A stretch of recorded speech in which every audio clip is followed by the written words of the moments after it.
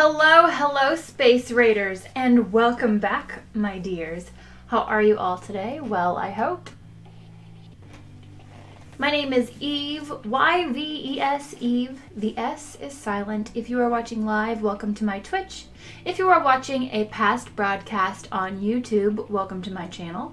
And I see I already have some friends in here. I've got Ruby Cat and Nibbler. How are you folks doing today? I'm excited that you're here. So I think this is actually my replacement copy of this book, The Ultimate Hitchhiker's Guide to the Galaxy. As you can see, it's very battle-worn. This has been sort of a family book. I think it's had a couple of trips onto a wet bathroom floor from being read in the tub. Not only by me, but by several sisters as well, and possibly even my parents. So this is a family favorite. It's even got a little bit of old mold stains here at the top. So this book has been loved. I wish it was in a little bit better condition, but I can't complain. I am doing well, thank you. I am planning on reading chapters maybe 1 through 3 today. I feel like it takes at least that long to sort of get started. We may read a little bit more though. Hitchhiker's Guide, Douglas Adams. I always say the wrong author. Douglas Adams is a bit notorious for shorter chapters due to the whimsical nature of the work that he does.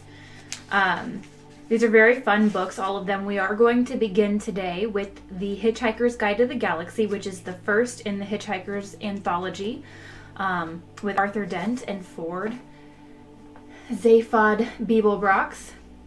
Well, it was good to see you for a moment, Ruby. I will have this video available on my YouTube, so if you miss any and you want to catch up later, you will be able to hear the reading. So before I begin, I want to know how the audio levels are. This is me speaking at a normal level with the music at a slightly lower level. Is everything good, comfortable? I don't really want to have to speak much louder than this for an extended period of time.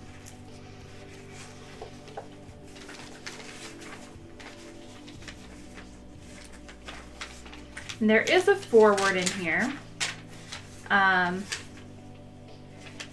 Looks like written by author Neil Gaiman, who has written a couple of classic American novels. And I'll go ahead and get started with the foreword. If it needs to be louder, actually I'm not sure if I can get my voice much louder. I think I've cranked everything up. I have it set so that I can speak at a fairly soft level. I'm going to start with the foreword by Neil Gaiman and wait for a few people to come in, and then we'll get started with the story. So Neil Gaiman writes, "He was tall, very tall. He had an air of cheerful diffidence. He combined a razor-sharp intellect and understanding of what he was doing with the puzzled look of someone who had backed into a profession that surprised him in a world that perplexed him. And he gave the impression that, all in all, he was rather enjoying it. He was a genius, of course. It's a word that gets tossed around a lot these days, and it's used to mean pretty much anything. But Douglas was a genius because he saw the world differently, and, more importantly, he could communicate the world he saw. Also, once you'd seen it his way, you could never go back. Douglas Noel Adams was born in 1952 in Cambridge, England, shortly before the announcement of an even more influential DNA, deoxyribonucleic acid. He was a self-described strange child who did not learn to speak until he was 4. He wanted to be a nuclear physicist. In quotes, I never made it because my arithmetic was so bad. Then went to Cambridge to study English with ambitions that involved becoming part of the tradition of British writers/performers, of which the members of Monty Python's Flying Circus are the best known example. When he was 18, drunk in a field in Innsbruck, hitchhiking across Europe, he looked up at the sky filled with stars and thought, somebody ought to write The Hitchhiker's Guide to the Galaxy. Then he went to sleep and almost, but not quite, forgot all about it. He left Cambridge in 1975 and went to London, where his many writing and performing projects tended, in the main, not to happen. He worked with former Python Graham Chapman, writing scripts and sketches for abortive projects, among them a show for Ringo Starr, which contained the germ of Starship Titanic, and with writer-producer John Lloyd. They pitched a series called Snow 7 and the White Dwarves, a comedy about two astronomers in an observatory on Mount Everest. The idea was that there's water damage on the page. The idea for that was minimum casting, minimum set, and we'd just try to sell the series on cheapness. He liked science fiction, although he was never a fan.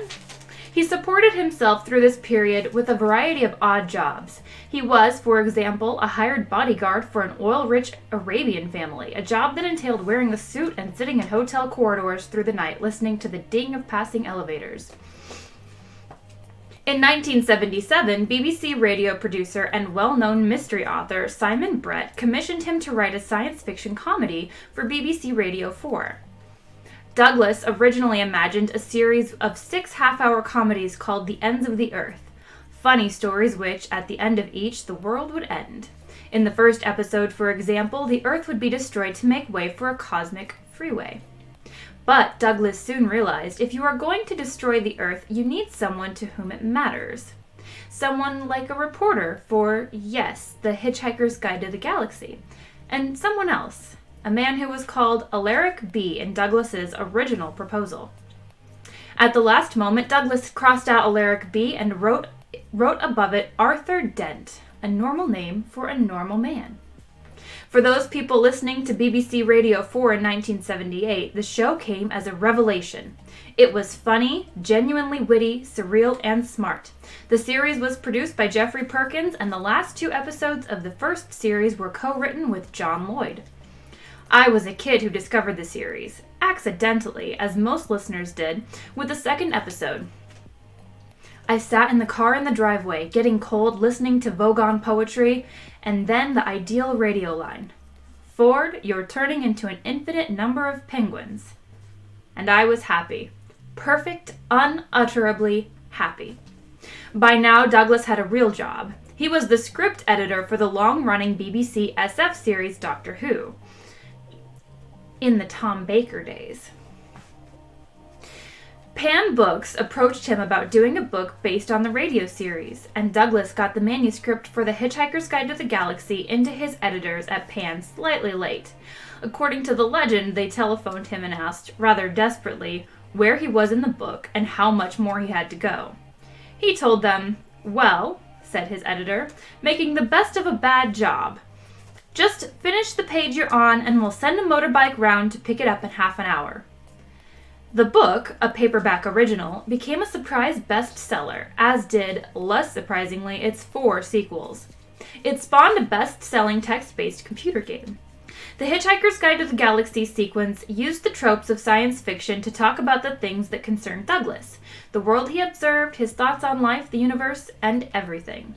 As we moved into a world where people really did think that digital watches were a pretty neat thing, the landscape had become science fiction, and Douglas, with a relentless curiosity about matters scientific, an instinct for explanation, and a laser-sharp sense of where the joke was in a perfect position to comment upon, to explain, and to describe that landscape.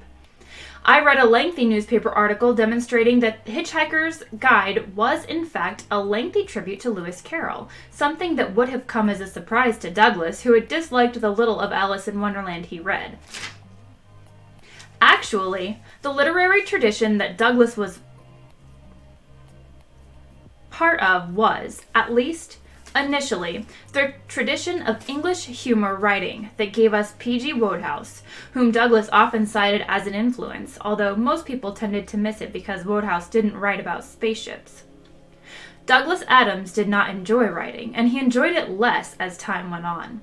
He was a best-selling, acclaimed, and much-loved novelist who had not set out to be a novelist, and who took little joy in the process of crafting novels. He loved talking to audiences, he liked writing screenplays, he liked being at the cutting edge of technology and inventing and explaining with an enthusiasm that was uniquely his own. Douglas's ability to miss deadlines became legendary. "I love deadlines," he said once. "I love the whooshing sound they make as they go by." He died in May of 2001, too young. His death surprised us all and left a huge Douglas Adams-sized hole in the world. We had lost both the man, tall, affable, smiling gently at a world that baffled and delighted him, and the mind. He left behind a number of novels, as often imitated as they are, ultimately inimitable. He left behind characters as delightful as Marvin the Paranoid Android, Zaphod Beeblebrox, and Slarta Bartfist. He left sentences that will make you laugh with delight as they rewire the back of your head. And he made it look so easy. Hello, Krim. How are you? That was a foreword written in January of 2002 by author Neil Gaiman.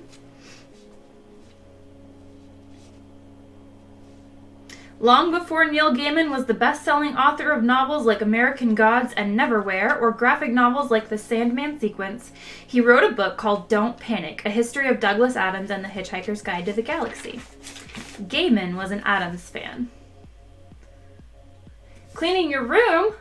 Well, I will give you some ambient reading to do that by.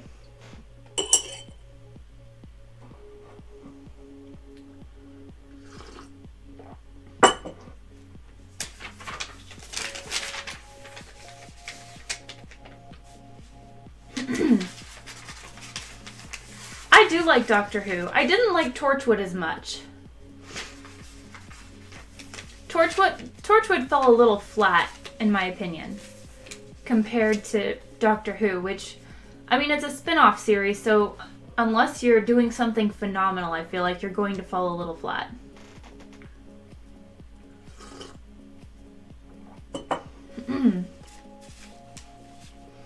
John Barrowman's great, but he's also in Doctor Who.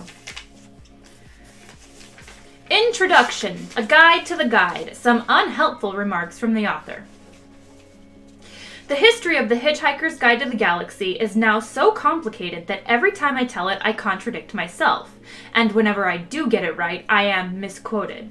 So the publication of this omnibus edition seemed like a good opportunity to set the record straight, or at least firmly crooked.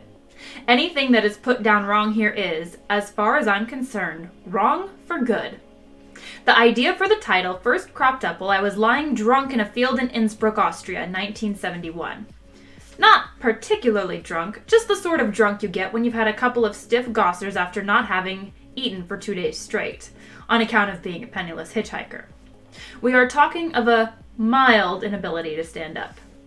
I was traveling with a copy of The Hitchhiker's Guide to Europe by Ken Walsh, a very battered copy that I had borrowed from someone. In fact, since this was 1971 and I still have the book, it must count as stolen by now. I didn't have a copy of Europe on $5 a day, as it then was, because I wasn't in that financial league. Night was beginning to fall on my field as it spun lazily underneath me. I was wondering where I could go, and that was deeper than Innsbruck, revolved less, and didn't do the sort of things to me that Innsbruck had done to me that afternoon. What had happened was this. I had been walking through the town, trying to find a particular address, and being thoroughly lost, I stopped to ask for directions from a man in the street. I knew this mightn't be easy because I don't speak German, but I was still surprised to discover just how much difficulty I was having communicating with this particular man.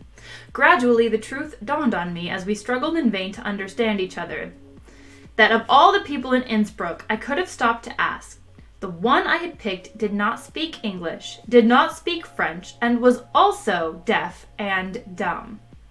With a series of sincerely apologetic hand movements, I disentangled myself, and a few minutes later, on another street, I stopped and asked another man who also turned out to be deaf and dumb, which was when I bought the beers. I ventured back onto the street, and I tried again. When the third man I spoke to turned out to be deaf and dumb and also blind, I began to feel a terrible weight settling onto my shoulders. Wherever I looked, the trees and buildings took on dark and menacing aspects. I pulled my coat tightly round me and hurried lurching down the street. Whipped by a sudden gusting wind, I bumped into someone and stammered an apology, but he was deaf and dumb and unable to understand me. The sky lured. The pavement seemed to tip and spin, If I hadn't happened then to duck down a side street and pass a hotel where a convention for the deaf was being held, there is every chance that my mind would have cracked completely, and I would have spent the rest of my life writing the sort of books for which Kafka became famous and dribbling. As it is, I went to lie in a field, along with my Hitchhiker's Guide to Europe, and when the stars came out, it occurred to me that if only someone would write a Hitchhiker's Guide to the Galaxy as well, then I, for one, would be off like a shot. Having had this thought, I promptly fell asleep and forgot about it for 6 years.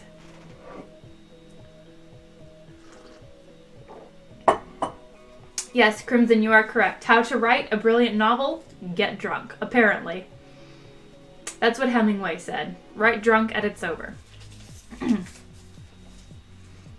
I went to Cambridge University. I took a number of baths and a degree in English. I worried a lot about girls and what had happened to my bike. Later, I became a writer and worked on a lot of things that were almost incredibly successful, but in fact, just failed to see the light of day. Other writers will know what I mean. My pet project was to write something that would combine comedy and science fiction, and it was this obsession that drove me into deep debt and despair. No one was interested except, finally, one man. A BBC radio producer named Simon Brett, who had had the same idea, comedy and science fiction. Although Simon only produced the first episode before leaving the BBC to concentrate on his own writing, he is best known in the United States for his excellent Charles Paris detective novels. I owe him an immense debt of gratitude for simply getting the thing to happen in the first place. He was succeeded by the legendary Jeffrey Perkins. In its original form, the show was going to be rather different. I was feeling a little disgruntled with the world at the time and had put together about 6 different plots, each of which ended with the destruction of the world in a different way, and for a different reason. It was to be called The Ends of the Earth. While I was filling in the details of the first plot, in which Earth was demolished to make way for a new hyperspace express route, I realized that I needed to have someone from another planet around to tell the reader what was going on, to give the story the context it needed. So I had to work out who he was and what he was doing on Earth. I decided to call him Ford Prefect. This was a joke that missed American audiences entirely, of course, since they had never heard of the rather oddly named little car, and many thought it was a typing error for perfect. I explained in the text that the minimal research my alien character had done before arriving on this planet had led him to think that this name would be nicely inconspicuous. He had simply mistaken the dominant life form. How would such a mistake arise? I remembered when I used to hitchhike through Europe and would often find that the information or advice that came my way was out of date or misleading in some way. Most of it, of course, just came from stories of other people's travel experiences. At that point, the title, The Hitchhiker's Guide to the Galaxy, suddenly popped back into my mind from wherever it had been hiding all this time. Ford, I decided, would be a researcher who collected data for the guide. As soon as I started to develop this particular notion, it moved inexorably to the center of the story, and the rest, as the creator of the original Ford Prefect would say, is bunk. Yes, Crim, everything has to end with destruction. Hello! Is that Cushes? Welcome to the stream. Honestly, I'm kind of with you on the Hitchhiker's Guide itself being a bit overrated.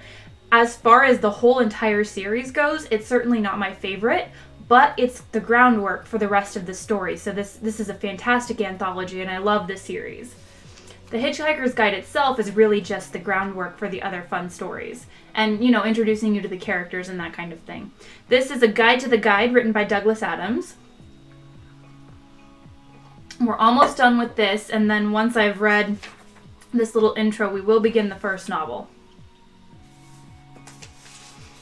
The story grew in the most convoluted way, as many people will be surprised to learn. Writing episodically meant that when I finished one episode, I had no idea about what the next one would contain. When, in the twists and turns of the plot, some event suddenly seemed to illuminate things that had gone before, I was as surprised as anyone else. I think that the BBC's attitude toward the show while it was in production was very similar to that which Macbeth had toward murdering people. Initial doubts, followed by cautious enthusiasm, and then greater and greater alarm at the sheer scale of the undertaking and still no end in sight. Reports that Jeffrey and I and the sound of engineered were buried in a subterranean studio for weeks on end, taking as long to produce a single sound effect as other people took to produce an entire series, and stealing everybody else's studio time in which to do so, were all vigorously denied, but absolutely true. The budget of the series escalated to the point that it could have practically paid for a few seconds of Dallas, if the show hadn't worked. The first episode went out on BBC Radio 4 at 10:30 p.m. on Wednesday, March 8, 1978, in a huge blaze of no publicity at all. Bats heard it, and the odd dog barked. After a couple of weeks, a letter or two trickled in. So someone out there had listened. People I talked to seemed to like Marvin, the paranoid android, whom I had written in as a one-scene joke and had only developed further at Jeffrey's insistence. Then some publishers became interested, and I was commissioned by Pan Books in England to write up the series in book form. After a lot of procrastination and hiding and inventing excuses and having baths, I managed to get about 2/3 of it done. At this point, they said, very pleasantly and politely, that I had already passed 10 deadlines, so would I please just finish the page I was on and let them have the damn thing. Meanwhile, I was busy trying to write another series and was also writing and script editing the TV series Doctor Who, because while it was all very pleasant to have your own radio series, especially one that somebody had written in to say they had heard, it didn't exactly buy you lunch. So that was more or less the situation when the book The Hitchhiker's Guide to the Galaxy was published in England in September of 1979 and appeared on the Sunday Times mass market bestseller list at number 1 and just stayed there. Clearly, somebody had been listening. Hey, Belladay, thank you for following, thank you for hosting.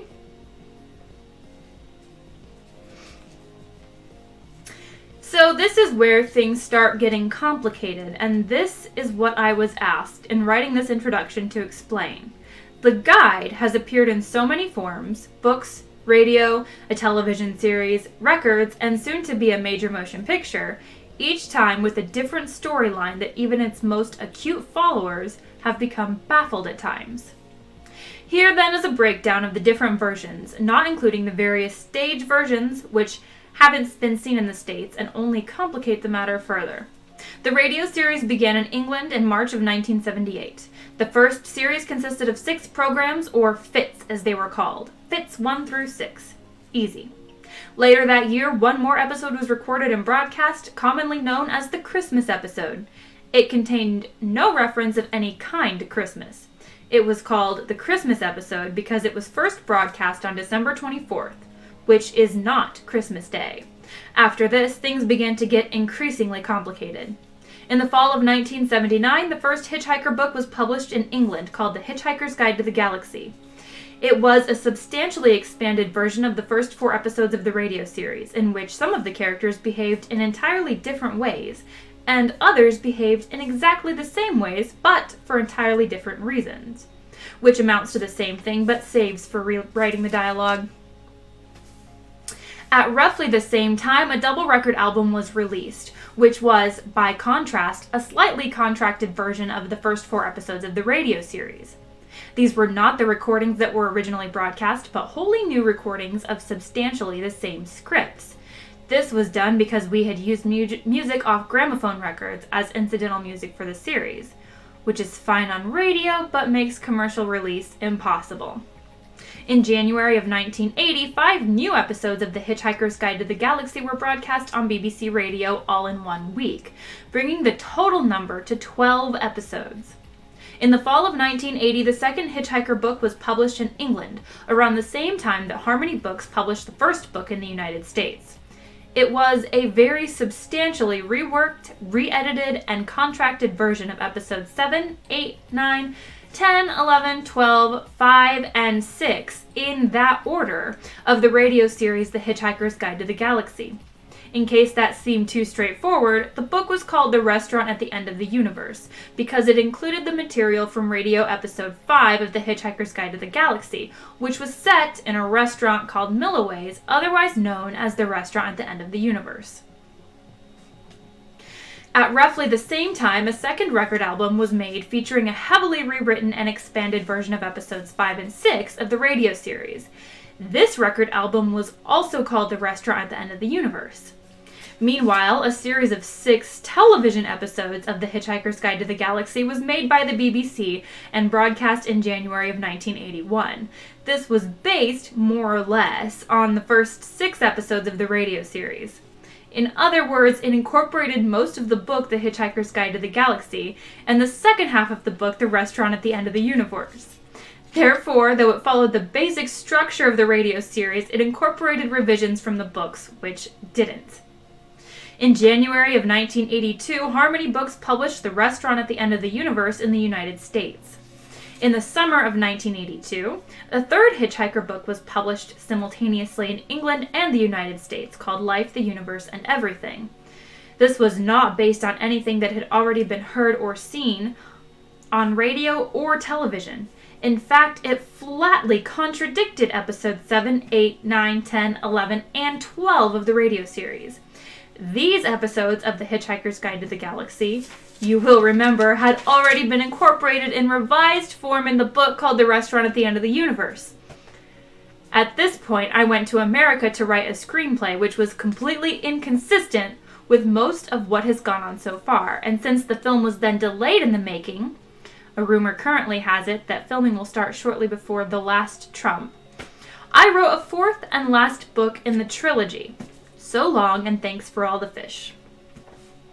This was published in Britain and the USA in the fall of 1984, and it effectively contradicted everything to date, up to and including itself.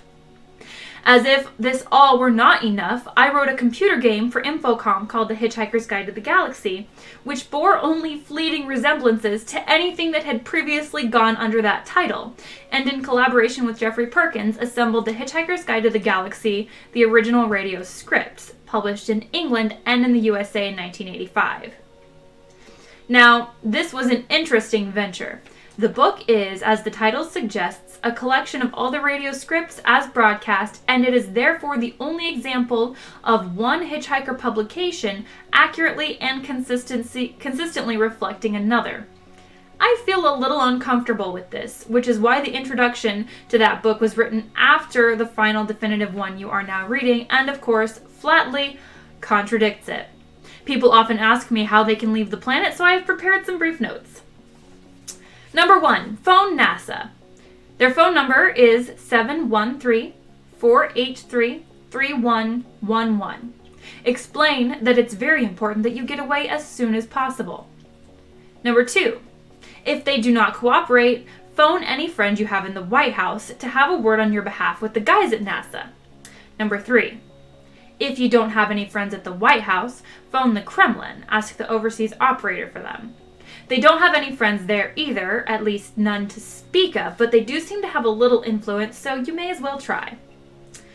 Number 4, if that also fails, phone the Pope for guidance, and I gather his switchboard is infallible.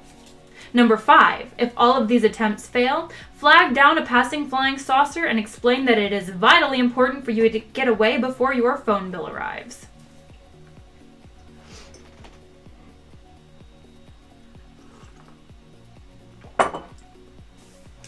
And thus ends the foreword. This book is dedicated for Johnny Brock and Claire Gorst and all other Arlingtonians for tea, sympathy, and a sofa. The Hitchhiker's Guide to the Galaxy, Chapter 1.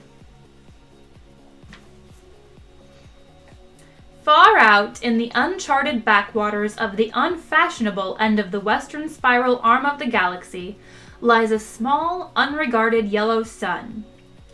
Orbiting this, at a distance of roughly 98 million miles, is an utterly insignificant little blue-green planet, whose ape-descended life forms are so amazingly primitive that they still think digital watches are a pretty neat idea. The planet has, or rather had, a problem, which was this.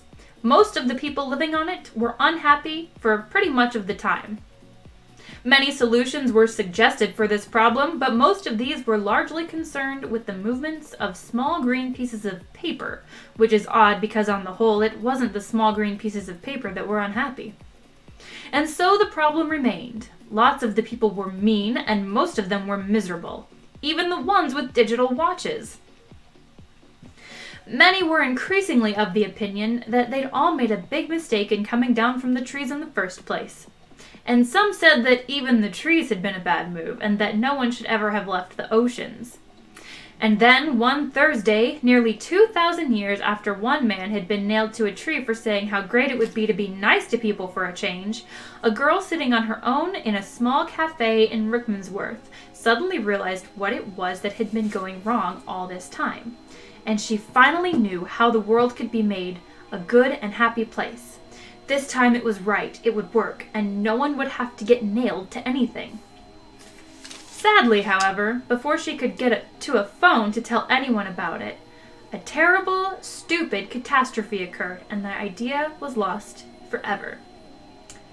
This is not her story. But it is the story of that terrible, stupid catastrophe and some of its consequences. It's also the story of a book called The Hitchhiker's Guide to the Galaxy.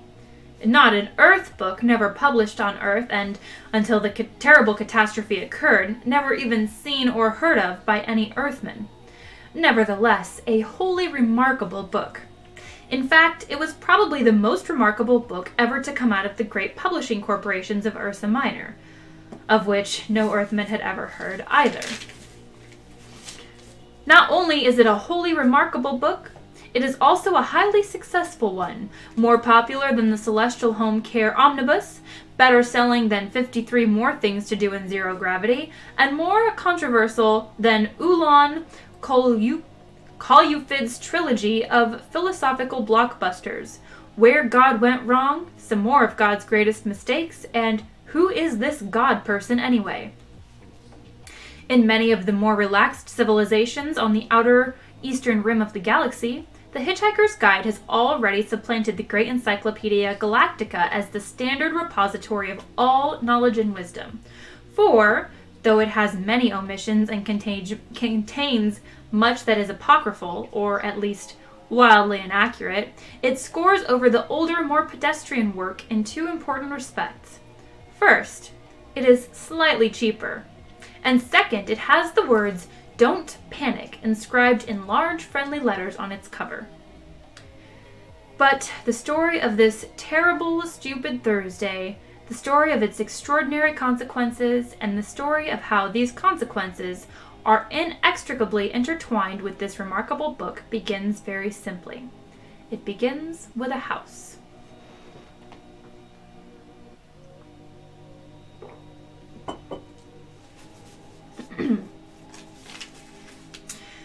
The house stood on a slight rise just off the edge of the village. It stood on its own and looked out over a broad spread of West Country farmland. Not a remarkable house by any means, it was about 30 years old, squattish, squarish, made of brick, and had 4 windows set in the front of a size and proportion which, more or less, exactly failed to please the eye. The only person for whom the house was in any way special was Arthur Dent, and that was only because it happened to be the one he lived in. He had lived in it for about 3 years, ever since he had moved out of London, because it made him nervous and irritable. He was about 30 as well, tall, dark-haired, and never quite at ease with himself. The thing that used to worry him most was the fact that people always used to ask him what he was looking so worried about. He worked in a local radio, which he always used to tell his friends was a lot more interesting than they probably thought. It was, too. Most of his friends worked in advertising. On Wednesday night, it had rained very heavily. The lane was wet and muddy, but the Thursday morning sun was bright and clear as it shone on Arthur Dent's house for what was to be the last time. It hadn't properly registered yet with Arthur that the council wanted to knock it down and build a bypass instead. Moosh, hello, how are you? Welcome, my dear.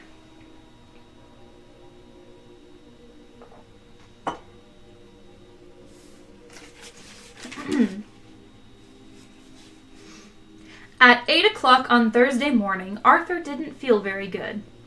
He woke up blearily, got up, wandered blearily around his room, opened a window, saw a bulldozer, found his slippers, and stomped off to the bathroom to wash.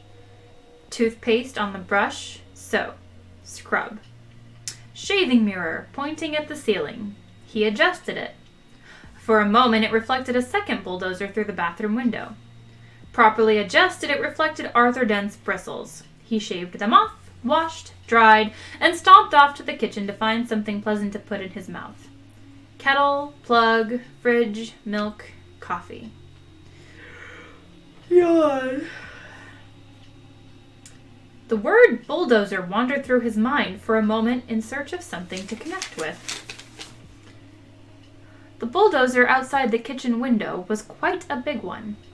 He stared at it. Yellow, he thought, and stomped back off to his bedroom to get dressed.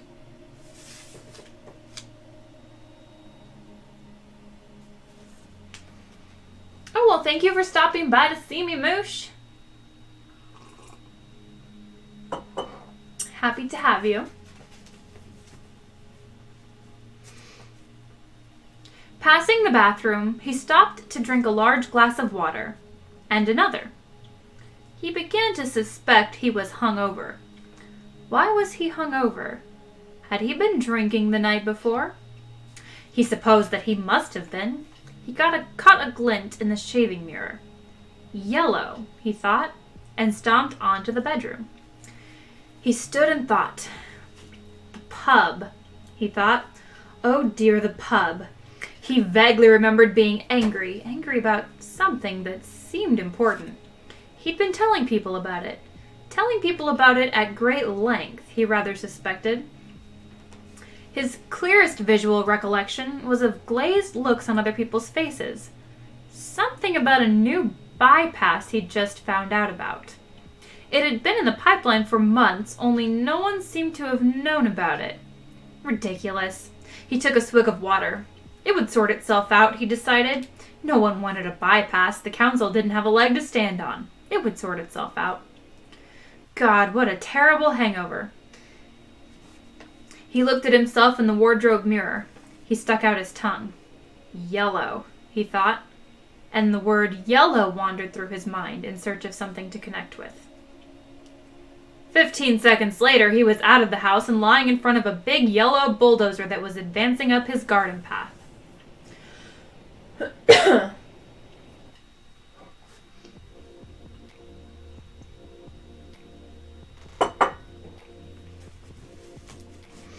Mr. L. Prosser was, as they say, only human. In other words, he was a carbon-based bipedal life form descended from an ape. But more specifically, he was 40, fat and shabby, and worked for the local council. Curiously enough, though he didn't know it, he was also a direct male-line descendant of Genghis Khan, though intervening generations and racial mixing had so juggled his genes that he had no discernible Mongoloid characteristics. And the only vestiges left in Mr. L. Prosser of his mighty ancestry were a pronounced stoutness about the tum and a predilection for little fur hats. He was by no means a great warrior. In fact, he was a nervous, worried man. Today he was particularly nervous and worried because something had gone seriously wrong with his job, which was to see that Arthur Dent's house got cleared out of the way before the day was out. "Come off it, Mr. Dent," he said. "You can't win, you know. You can't lie in front of the bulldozer indefinitely." He tried to make his eyes blaze fiercely, but they just wouldn't do it. Arthur lay in the mud and squelched at him. "I'm game," he said. "We'll see who rusts first." "I'm afraid you're going to have to accept it," said Mr. Prosser, gripping his fur hat and rolling it to the top of his head. "This bypass has got to be built, and it's going to be built." "First I've heard of it," said Arthur. "Why's it got to be built?" Mr. Prosser shook his finger at him for a little bit, then stopped and put it away again. "What do you mean, why's it got to be built?" he said. "It's a bypass. You've got to build bypasses." Bypasses are devices that allow some people to dash from point A to point B very fast, while other people dash from point B to point A very fast. People living at point C, being a point directly in between, are often given to wonder what's so great about point A that so many people from point B are so keen to get there, and what's so great about point B that so many people from point A are so keen to get there. They often wish that people would just once and for all work out where the hell they wanted to be. Mr. Prosser wanted to be at point D. Point D wasn't anywhere in particular, it was just any convenient point a very long ways away from points A, B, and C. He would have a nice little cottage at point D, with axes over the door, and spend a pleasant amount of time at point E, which would be the nearest pub to point D. His wife, of course, wanted climbing roses, but he wanted axes. He didn't know why, he just liked axes. He flushed hotly under the derisive grins of the bulldozer drivers. He shifted his weight from foot to foot, but it was equally uncomfortable on each. Obviously, somebody had been appallingly incompetent, and he hoped to God it wasn't him. Mr. Prosser said, "You are quite entitled to make any suggestions or protests at the appropriate time, you know." "Appropriate time?" hooted Arthur. "Appropriate time! The first I knew about it was when a workman arrived at my home yesterday. I asked him if he'd come to clean the windows, and he said no, he'd come to demolish the house. He didn't tell me straight away, of course. Oh, no. First he wiped a couple of windows and then charged me $5. Then he told me. But, Mr. Dent, the plans have been available in the local planning office for the last 9 months. Oh, yes, well, as soon as I heard, I went straight to see them yesterday afternoon. You hadn't exactly gone out of your way to call attention to them, had you? I mean, like, actually telling anybody or anything. But the plans were on display. On display? I eventually had to go down to the cellar to find them. That's the display department. With a flashlight. Ah, well, the lights had probably gone. Oh, so had the stairs. But look, you found the notice, didn't you? Yes, said Arthur. Yes, I did. It was on display in the bottom of a locked filing cabinet stuck in a disused lavatory with a sign on the door saying, "Beware of the leopard." A cloud passed overhead. It cast a shadow over Arthur Dent as he lay propped up on his elbow in the cold mud. It cast a shadow over Arthur Dent's house. Mr. Prosser frowned at it. "It's not as if it's a particularly nice house," he said. "I'm sorry, but I happen to like it." "You'll like the bypass." "Oh, shut up," said Arthur Dent. "Shut up and go away. Take your bloody bypass with you. You haven't got a leg to stand on, and you know it." Mr. Prosser's mouth opened and closed a couple of times while his mind was, for a moment, filled with inexplicable but terribly attractive versions of Arthur Dent's house being consumed with fire, and Arthur himself running screaming from the blazing ruin with at least 3 hefty spears protruding from his back. Mr. Prosser was often bothered with visions like these, and they made him feel very nervous. He stuttered for a moment and then pulled himself together. "Mr. Dent," he said. "Hello, yes," said Arthur. "Some factual information for you. Have you any idea how much damage that bulldozer would suffer if I just let it roll straight over you?" "How much?" said Arthur. "None at all," said Mr. Prosser, and stormed nervously off, wondering why his brain was filled with 1,000 hairy horsemen all shouting at him. By a curious coincidence, none at all is exactly how much suspicion the ape descendant Arthur Dent had that one of his closest friends was descended from an ape. Was not descended from an ape, but was, in fact, from a small planet somewhere in the vicinity of Betelgeuse, and not from Guildford as he usually claimed. Arthur Dent had never, ever suspected this. This friend of his had first arrived on the planet Earth some 15 Earth years previously, and he had worked hard to blend himself into Earth society, with, it must be said, some success.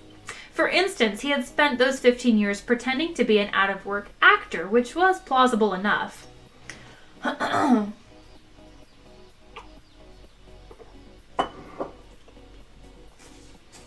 He had made One careless blunder, though, because he had skimped a bit on his preparatory research.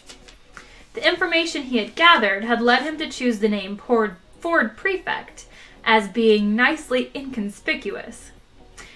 He was not conspicuously tall, his features were striking but not conspicuously handsome, his hair was wiry and gingerish and brushed backward from the temples. His skin seemed to be pulled backward from the nose. There was something very slightly odd about him, but it was difficult to say what it was. Perhaps it was that his eyes didn't seem to blink often enough, and when you talked to him for any length of time, your eyes began to involuntarily water on his behalf. Perhaps it was that he smiled slightly too broadly and gave people the unnerving impression that he was about to go for their neck. He struck most of the friends he had made on Earth as eccentric, but a harmless one, an unruly boozer with some oddish habits. For instance, he would often gatecrash university parties, get badly drunk, and start making fun of any astrophysicists he could find till he got thrown out.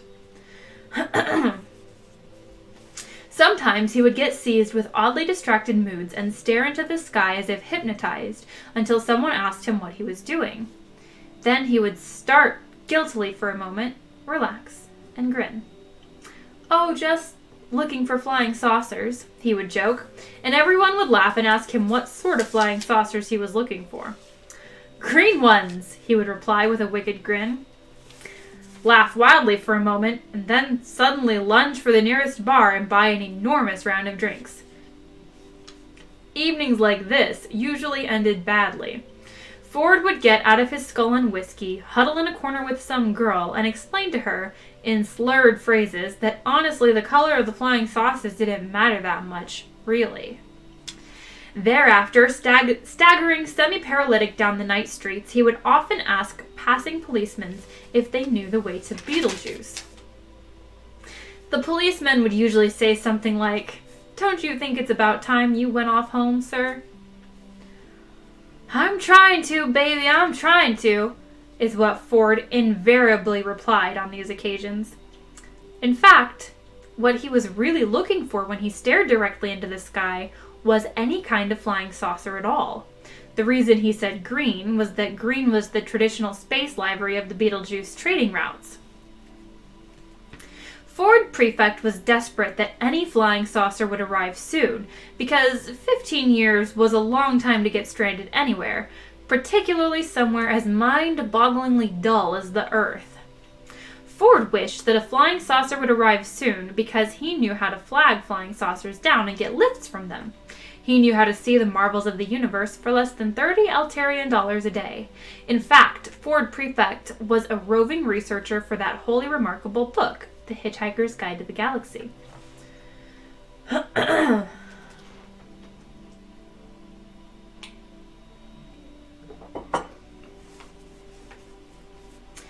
Human beings are great adapters, and by lunchtime, life in the environs of Arthur's house had settled into a steady routine.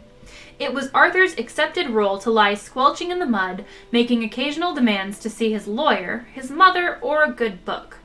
It was Mr. Prosser's accepted role to tackle Arthur with the occasional new ploy, such as the For the Public Good talk, or the March of Progress talk, the They Knocked My House Down Once, you know, Never Looked Back talk, and various other cajoleries and threats, and it was the bulldozer driver's accepted role to sit around drinking coffee and experimenting with union regulations to see how they could turn the situation to their financial advantage. The earth moved slowly in its diurnal course. The sun was beginning to dry out the mud that Arthur lay in. A shadow moved across him again. "Hello, Arthur," said the shadow. Arthur looked up and, squinting into the sun, was startled to see Foreward Prefect standing above him. "Ford! Hello! How are you?" "Fine," said Ford. "Look, are you busy?" "Am I busy?" exclaimed Arthur. "Well, I've just got all these bulldozers and things to lie in front of because they'll knock my house down if I don't. But other than that, well, no, not especially. Why?" They don't have sarcasm on Beetlejuice, and Foreward Prefect often failed to notice it unless he was concentrating. He said, "Good. Is there anywhere we can talk?" "What?" said Arthur Dent. For a few seconds, Ford seemed to ignore him and stared fixedly into the sky like a rabbit trying to get run over by a car. Then suddenly he squatted down beside Arthur. "We've got to talk," he said urgently. "Fine," said Arthur. "Talk." "And drink," said Ford. "It's vitally important that we talk and drink. Now, we'll go to the pub in the village." He looked at the sky again, nervous, expectant. "Look, don't you understand?" shouted Arthur. He pointed at Prosser. "That man wants to knock my house down." Ford glanced at him, puzzled. "Well, he can do it while you're away, can't he?" he asked. "But I don't want him to." "Ah. Look, what's the matter with you, Ford?" said Arthur. Nothing's the matter. Listen to me. I've got to tell you the most important thing you have ever heard. I've got to tell you now, and I've got to tell you in the saloon bar of the Horse and Groom. But why? Because you're going to need a very stiff drink. Ford stared at Arthur, and Arthur was astonished to find his will beginning to weaken. He didn't realize that this was because of an old drinking game that Ford learned to play in the hyperspace ports that served the Madronite mining belts in the star system of Orion Beta. The game was not unlike the Earth game called Indian Wrestling and was played like this. 2 contestants would sit at either side of a table with a glass in front of each of them. Between them would be placed a bottle of Jenks spirit as immortalized in that ancient Orion mining song, "Oh, don't give me none more of that old Jenks spirit.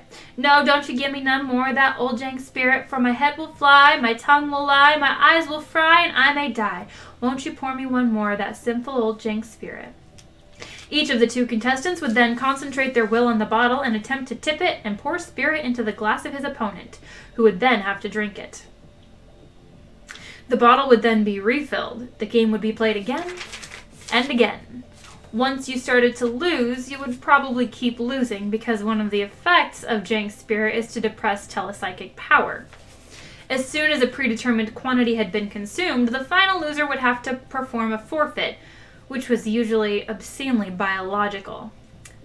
Ford Prefect usually played to lose. Ford stared at Arthur, who began to think that perhaps he did want to go to the Horse and Groom after all. "But what about my house?" he asked plaintively. Ford looked across to Mr. Prosser, and suddenly a wicked thought struck him. "He wants to knock your house down?" "Yes, and he wants to build—" "And he can't because you're lying in front of his bulldozer." "Yes, and I'm sure we can come to some sort of arrangement," said Ford. "Excuse me."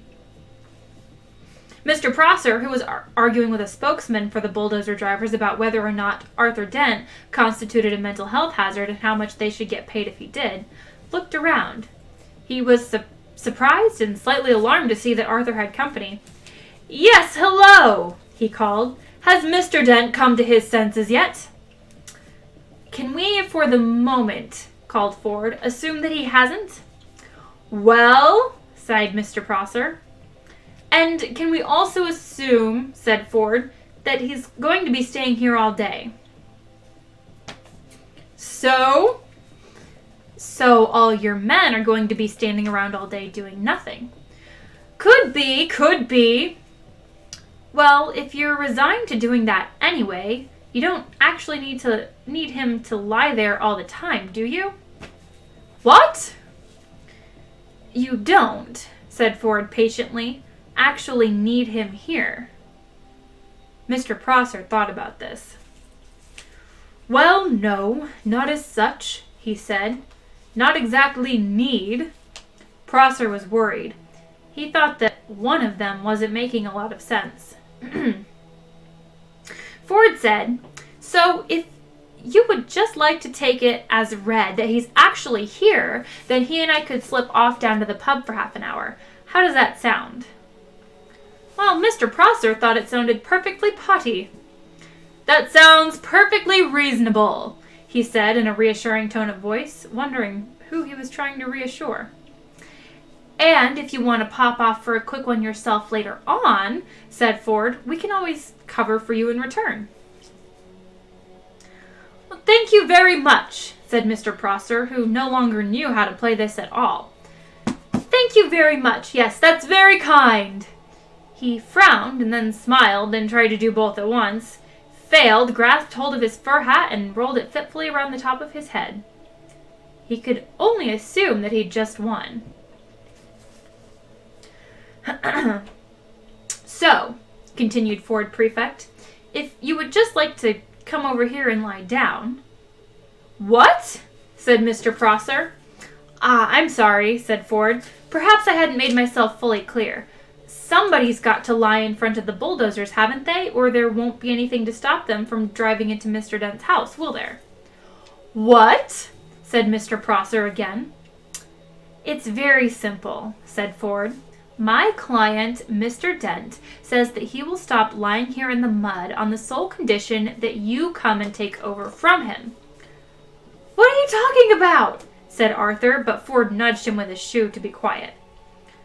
You want me, said Prosser, spelling out this new thought to himself, to come and lie there, yes. In front of the bulldozer, yes. Instead of Mr. Dent, yes. In the mud, in, as you say, the mud. As soon as Mr. Prosser realized that he was substantially the loser after all, it was as if a weight was lifted off his shoulders. This was more like the world as he knew it. He sighed. In return for which you will take Mr. Dent with you down to the pub. That's it, said Ford. That's it exactly. Mr. Prosser took a few nervous steps forward and stopped. Promise, he said. Promise, said Ford. He turned to Arthur. Come on, he said to him. Get up and let the man lie down. Arthur stood up, feeling as if he were in a dream. Ford beckoned to Prosser, who, sadly, awkwardly, sat down in the mud. He felt that his whole life was some kind of dream, and he sometimes wondered whose it was and whether they were enjoying it. The mud folded itself around his bottom and his arms and oozed into his shoes. Ford looked at him severely. And no sneaky knocking Mr. Dent's house down while he's away, all right? He said. The mere thought, growled Mr. Prosser, hadn't even begun to speculate, he continued, settling himself back, about the merest possibility of crossing my mind. He saw the bulldozer drivers' union representative approaching and let his head sink back and closed his eyes. He was trying to marshal his arguments for proving that he did not now constitute a mental health hazard himself. He was far from certain about this. His mind seemed to be full of noises, horses, smoke, and the stench of blood. This always happened when he felt miserable or put upon, and he had never been able to explain it to himself. In a high dimension of which we know nothing, the mighty Khan bellowed with rage, but Mr. Prosser only trembled slightly and whimpered. He began to feel little pricks of water behind his eyelids. Bureaucratic cock-ups, angry men lying in mud, indecipherable strangers handing out inexplicable humiliation, and an unidentified army of horsemen laughing at him in his head. What a day! What a day! Ford Prefect knew that it didn't matter a pair of dingoes' kidneys whether Arthur's house got knocked down or not now. Arthur remained very worried. But can we trust him? He said. Myself, I'd trust him to the end of the earth, said Ford.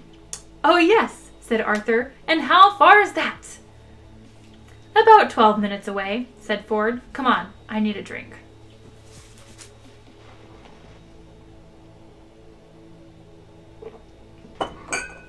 Okay, Eve needs a 5-minute break. I shall return momentarily. Don't go nowhere.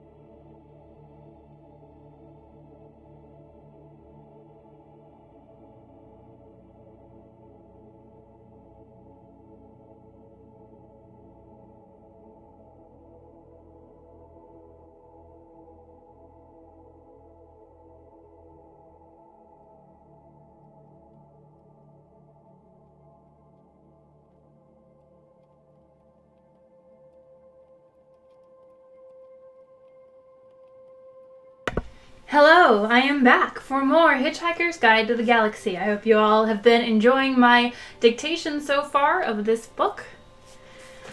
I know I've stumbled a bit. And for that, I apologize. Moosh, I'm glad you like the story idea. And I'm sorry that you're freezing, if you're still here.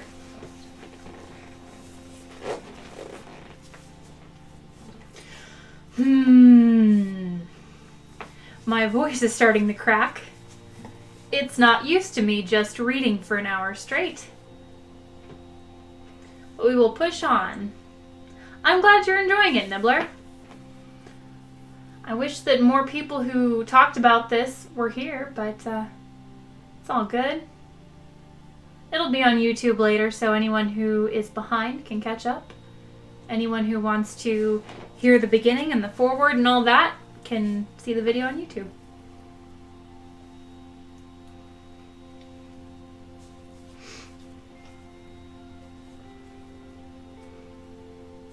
Hitchhiker's Guide to the Galaxy, Chapter 2. Here is what the Encyclopedia Galactica has to say about alcohol. It says that alcohol is a colorless, volatile liquid formed by the fermentation of sugars, and also notes its intoxicating effect on certain carbon-based life forms.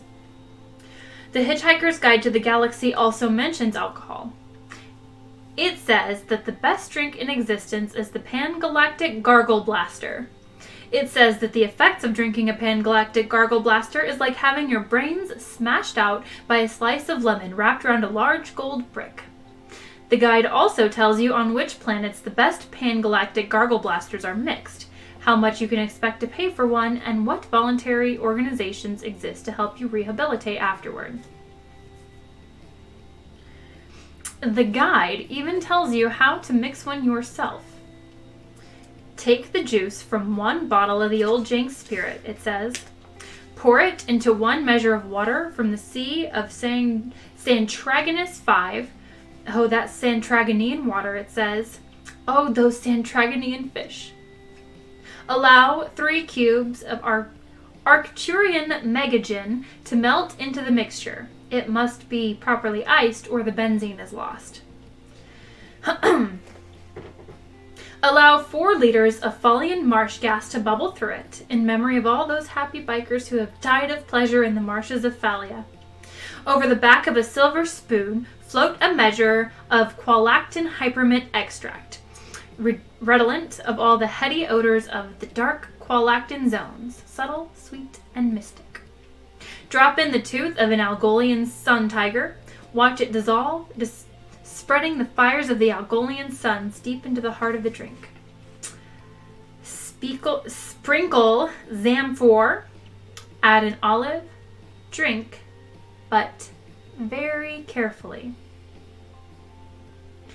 The Hitchhiker's Guide to the Galaxy sells rather better than the Encyclopedia Galactica. 6 pints of bitter, said Ford Prefect to the barman of the Horse and Groom. And quickly, please, the world is about to end. The barman of the Horse and Groom... Can't turn the page.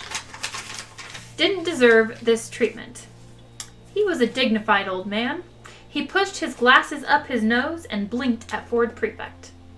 Ford ignored him and stared out the window, so the barman looked instead at Arthur, who shrugged helplessly and said nothing. So the barman said, "Oh yes, sir, nice weather for it," and started pulling pints. He tried again. "Going to watch the match this afternoon, then?" Ford glanced round at him. No point," he said, and looked back out the window. "What's that foregone a conclusion, then, you reckon, sir?" said the barman. "Arsenal without a chance?" No, said Ford. "It's just that the world's about to end." "Oh, yes, sir, so you said," said the barman, looking over his glasses this time at Arthur. "Lucky escape for Arsenal if it did." Ford looked back at him, genuinely surprised. "No, not really," he said. He frowned. The barman breathed in heavily. "There you are, sir, 6 pints," he said. Arthur smiled at him wanly and shrugged again. He turned and smiled wanly at the rest of the pub, just in case any of them had heard what was going on. None of them had, and none of them could understand what he was smiling at them for.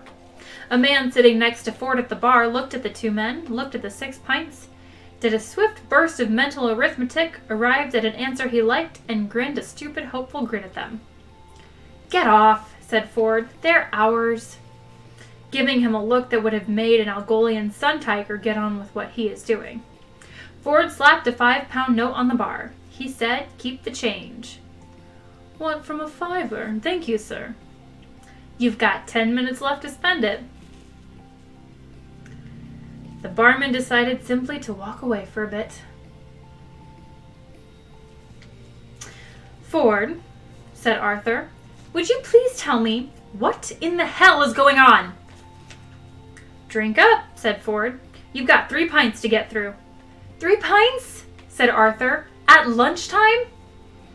The man next to Ford grinned and nodded happily. Ford ignored him. He said, "Time is an illusion, lunchtime doubly so." "Very deep," said Arthur. "You should send that in to the Reader's Digest. They've got a page for people like you." "Drink up." "Why 3 pints all of a sudden?" "Muscle relaxant. You'll need it." "Muscle relaxant?" "Muscle relaxant." Arthur stared into his beer. "Did I do anything wrong today?" he said. "Or has the world always been like this and I've been too wrapped up in myself to notice?" "All right," said Ford. "I'll try to explain. How long have we known each other?" "How long?" Arthur thought. "Oh, 5 years, maybe 6, he said.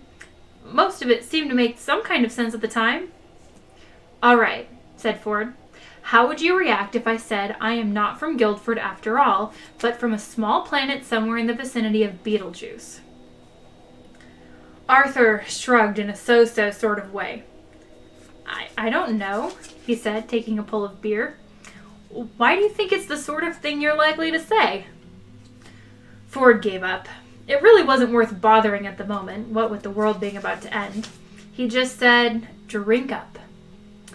He added, perfectly factually, "The world's about to end." Arthur gave the rest of the pub another wan smile.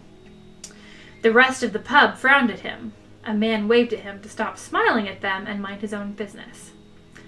"This must be Thursday," said Arthur to himself, sinking low over to his beer. "I never could get the hang of Thursdays." X and Sectrif, welcome, and I'm glad you guys are enjoying this. I forgot to put my towel back on when I sat down. And I've got 2 follows, it looks like, X7088 and Anderson2727. Welcome to the stream, welcome to the family, and thanks for following and listening today.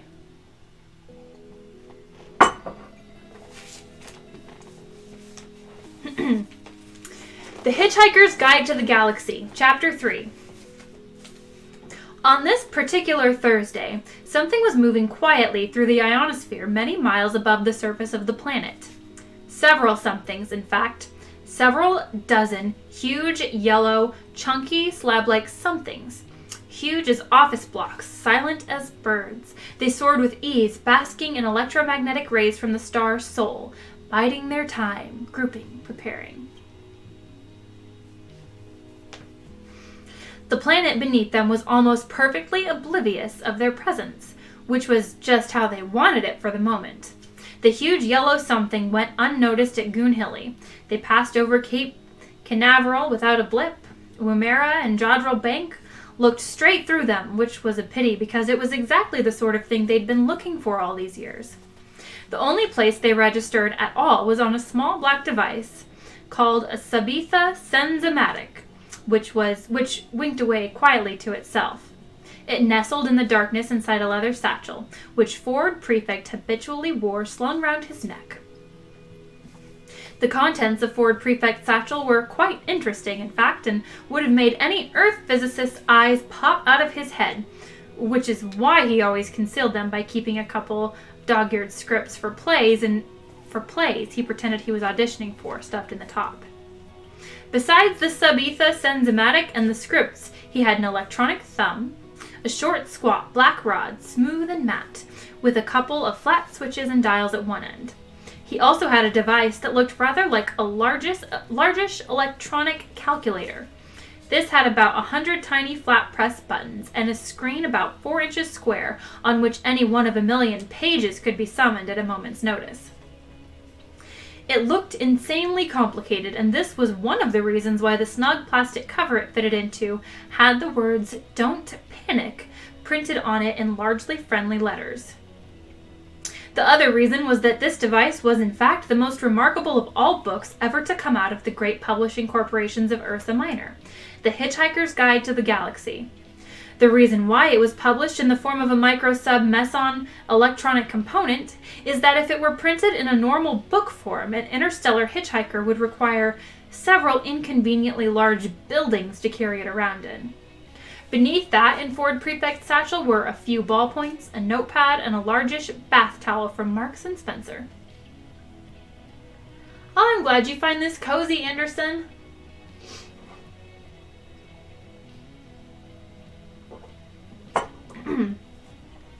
I wish I had more practice reading out loud. My voice is starting to give. The Hitchhiker's Guide to the Galaxy has a few things to say on the subject of towels. A towel, it says, is about the most massively useful thing an interstellar hitchhiker can have. Partly, it has great practical value. You can wrap it around you for warmth as you bound across the cold moons of Jaglin Beta. You can lie on it in the brilliant marble-sanded beaches of Santragonus 5, inhaling the heady sea vapors. You can sleep under it beneath the stars, which shine so redly on the desert world of Kakrafoon. Use it to sail a mini-raft down the slow, heavy river Moth. Wet it for use in hand-to-hand combat. Wrap it round your head to ward off noxious fumes or avoid the gaze of ravenous bug-bladder beast of Trawl, a mind-bogglingly stupid animal. It assumes that if you can't see it, it can't see you. Daft as a brush, but very, very ravenous.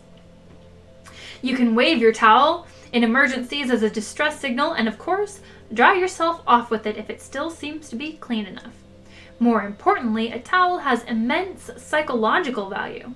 For some reason, if a strag, non-hitchhiker, discovers that a hitchhiker has his towel with him, he will automatically assume that he is also in possession of a toothbrush, washcloth, soap, tin of biscuits, flask, compass, map, ball of string, gnat spray, wet weather gear, spacesuit, etc., etc.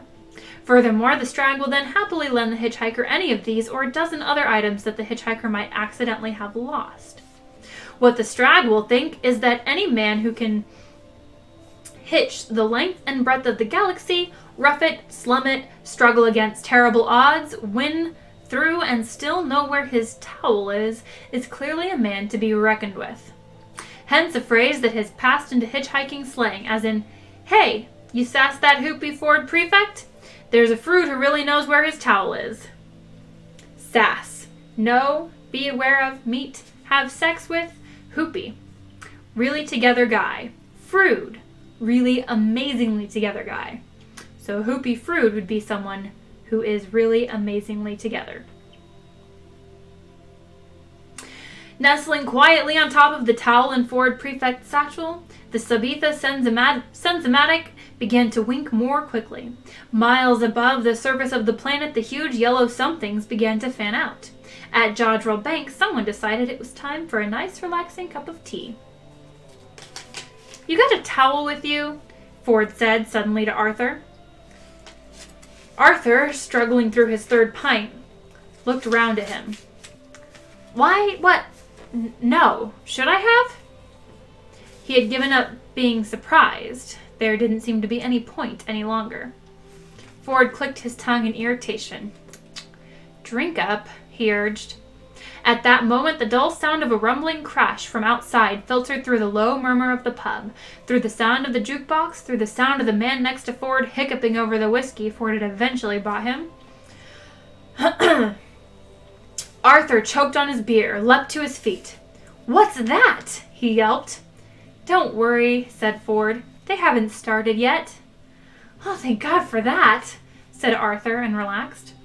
It's probably just your house being knocked down, said Ford, downing his last pint. What? Shouted Arthur. Suddenly, Ford's spell was broken. Arthur looked wildly around him and ran to the window. My God, they are! They're knocking my house down! What the hell am I doing in the pub, Ford? It hardly makes any difference at this stage, said Ford. Let them have their fun. Fun? Yelped Arthur. Fun! He quickly checked out the window again that they were talking about the same thing. Damn their fun! He hooted and ran out of the pub, furiously waving a nearby empty beer glass. He made no friends at all in the pub that lunchtime. Stop, you vandals, you homewreckers! Bawled Arthur. You half-crazed Visigoths, stop, will you? Ford would have to go after him. Turning quickly to the barman, he asked for 4 packets of peanuts. There you are, sir, said the barman, slapping the packets on the bar.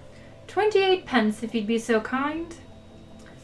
Ford was very kind. He gave the barman another £5 note and told him to keep the change. The barman looked at it and then looked at Ford. He suddenly shivered. He experienced a momentary sensation that he didn't understand, because no one on earth had ever experienced it before. In moments of great stress, every life form that exists gives out a tiny subliminal signal. This signal simply communicates an exact and almost pathetic sense of how far that being is from his place of birth. On Earth, it is never possible to be farther than 16,000 miles from your birthplace, which really isn't very far, so such signals are too minute to be noticed. Ford Prefect was, at this moment, under great stress, and he was born 600 light-years away in the near vicinity of Betelgeuse. The barman reeled for a moment, hit by a shocking, incomprehensible sense of distance. He didn't know what it meant, but he looked at Ford Prefect with a new sense of respect, almost awe. Are you serious, sir?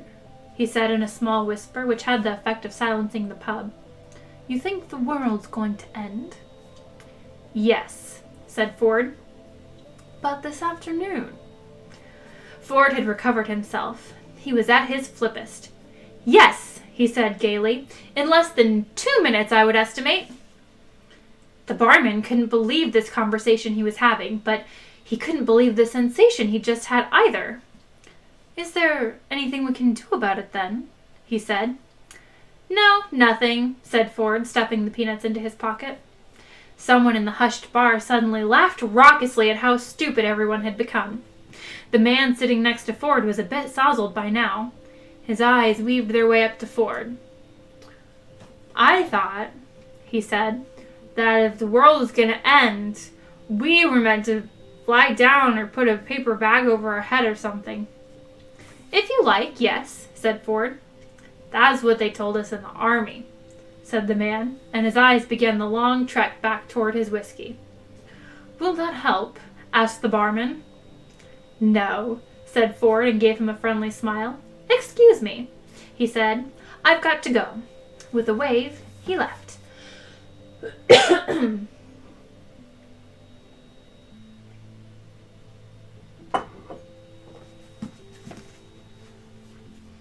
The pub was silent for a moment longer, and then, embarrassingly enough, the man with the raucous laugh did it again. The girl he had dragged along to the pub with him had grown to loathe him dearly over the last hour, and it would probably have been a great satisfaction to her to know that in a minute and a half or so, he would suddenly evaporate into a whiff of hydrogen, ozone, and carbon monoxide. However, when the moment came, she would be too busy evaporating herself to notice it. The barman cleared his throat. He heard himself say, "Last orders, please." The huge yellow machines began to sink downward and move faster. Ford knew they were there. This was not the way he had wanted it. Running up the lane, Arthur had nearly reached his house. He didn't notice how cold it had suddenly become. He didn't notice the wind. He didn't notice the sudden irrational squall of rain. He didn't notice anything but the caterpillar bulldozers crawling over the rubble that had been his home. "You barbarians!" he yelled. "I'll sue the council for every penny it's got. I'll have you hung, drawn, and quartered, and whipped, and boiled until... until you've had enough. Ford was running after him fast. Very, very fast. And then I'll do it again, yelled Arthur. And when I've finished, I'll take all the little bits and I will jump on them. Arthur didn't notice that the men were running from the bulldozers. He didn't notice that Mr. Prosser was staring hectically into the sky. What Mr. Prosser had noticed was that huge yellow somethings were screaming through the clouds. Impossibly huge yellow somethings. And I will carry on jumping on them, yelled Arthur, still running, till I get blisters or until I can think of anything even more unpleasant to do. And then Arthur tripped and fell headlong, rolled and landed flat on his back. At last, he noticed that something was going on. His finger shot upward. "What the hell's that?" he shrieked. Whatever it was raced across the sky in its monstrous yellowness, tore the sky apart with mind-boggling noise, and leapt off into the distance, leaving the gaping air to shut behind it with a bang that drove your ears 6 feet into your skull. Another one followed and did exactly the same thing, only louder. It's difficult to say exactly what the people on the surface of the planet were doing now, because they didn't really know what they were doing themselves. None of it made a lot of sense. Running into houses, running out of houses, howling noiselessly at the noise. All around the world, city streets exploded with people. Cars skidded into each other as the noise fell on them and then rolled off like a tidal wave over hills and valleys, deserts and oceans, seeming to flatten everything in it.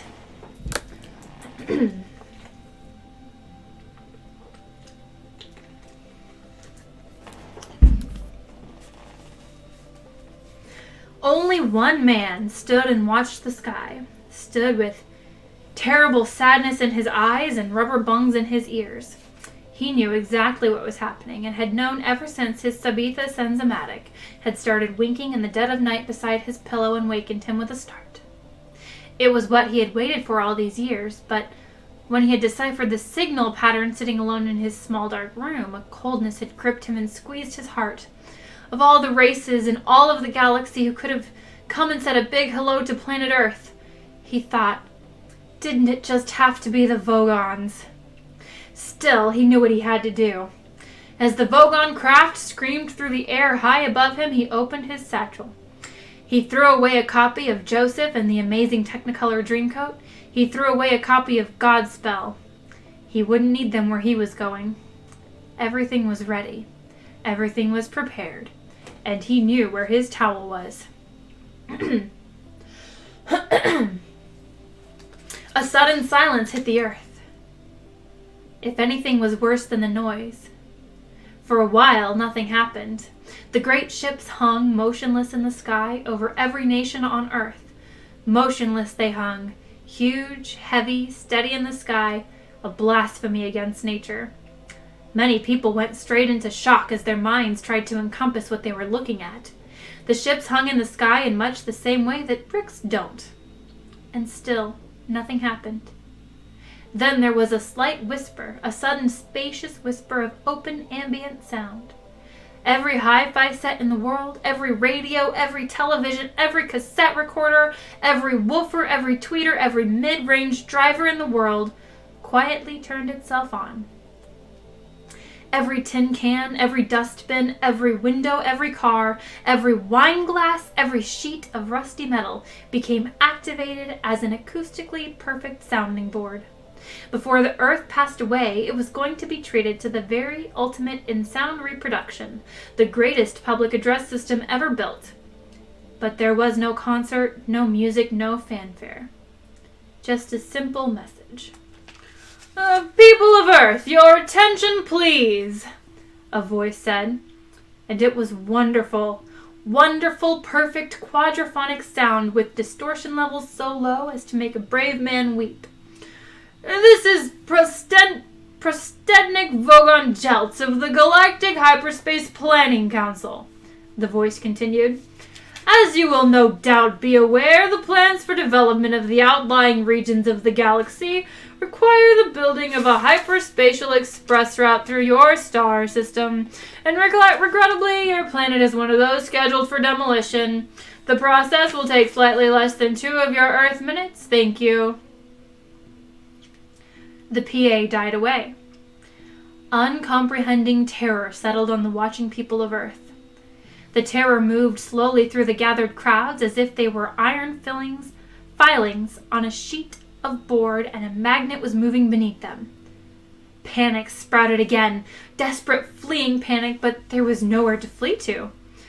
Observing this, the Vogons turned on their PA again. It said, "There is no point in acting all surprised about it. All the planning charts and demolition orders have been on display in your local planning department in Alpha Centauri for 50 of your Earth years, so you've had plenty of time to lodge any formal complaint, and it's far too late to start making a fuss about it now." The PA fell silent again, and its echo drifted across the land. The huge ships turned slowly in the sky with easy power. On the underside of each, a hatchway opened, an empty black square. By this time, somebody somewhere must have manned a radio transmitter, located a wavelength, and broadcast a message back to the Vogon ships to plead on behalf of the planet. Nobody ever heard what they said. They only heard the reply. The PA slammed back onto life again. The voice was annoyed. It said, "What do you mean you've never been to Alpha Centauri? For heaven's sake, mankind! It's only 4 light years away, you know. I'm sorry, but if you can't be bothered to take an interest in local affairs, that's your own lookout. Energize the demolition beams." Light poured out of the hatchways. "I don't know," said the voice on the PA. "Apathetic, bloody planet, I've no sympathy at all." It cut off. There was a terrible, ghastly silence. There was a terrible, ghastly noise. There was a terrible, ghastly silence. The Vogon constructor fleet coasted away into the inky, starry void. And that is the end of Chapter 3 of The Hitchhiker's Guide to the Galaxy. And next week we will read Chapter 4, Chapter 5, and Chapter 6. I hope you all have enjoyed. Now is the time to chit-chat if that is what you're up to or wanting to do.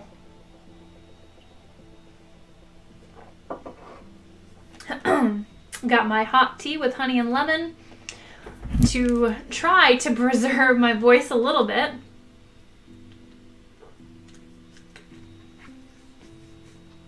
I used to be able to read for a very long time, to read aloud, but my voice is not having it right now.